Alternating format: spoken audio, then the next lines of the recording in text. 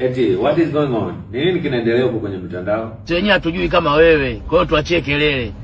Sawa? Lakini tutakuja kujua baadaye. Si unajua bahari haikae na uchafu. Utasema tu hujasema. Ngedele wewe. Wewe unataka kuleta ujanja kwenye hii dunia, uwe mbele tu gafu. Wewe si jicho la tatu sasa. Si majicho mawili, wewe jicho la tatu. Gundua wewe mwenye jicho la tatu. Au sio bwana? Si wenyewe hatujui kama wewe.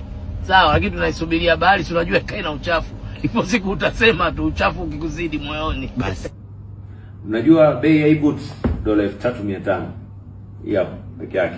Sasa hilo buti unaosema wewe silipo kwa Davis Sportswear Dodoma linauzwa. Ndugu yangu, mbona hivyo? Kwani kuna kitu gani kimekuumiza sana moyoni? Hilo buti unaolinadi liko kwa Davis Sportswear Dodoma zinauzwa kibao. Mdogo wangu kweli umechanganyikiwa safari hii. Yamekukuta mwaka umeuanza vibaya. Iko kiatu unachokinadi kiko kwa Davis Sportswear ndio kinauzwa Dodoma. Kila pete niliyovaa hapa ni $15,000. Alafu hii saa mnayoona nimevaa hapa mkononi ni saa ambayo inaweza ikakulipia wewe. Sema. Bahari ikae na uchafu, ipo siku utasema tu magari yalikuwa ya nani mtufu benki. Shamba sababu hizi hadi zinakatika hizi. Hizi hapa zinakatika hizi. Tunazo hazina dili yoyote. Hiyo asi mbona tuseme. Yaani unatuigia si maisha tulioanza nayo kwenye mifumo. Saa milioni 50, saa zote tushavuaga si tunaye. Vipo tu tunavaa tu tukichanganyikiwa kama wewe ulipochanganyikiwa, huyajui unayoyasema.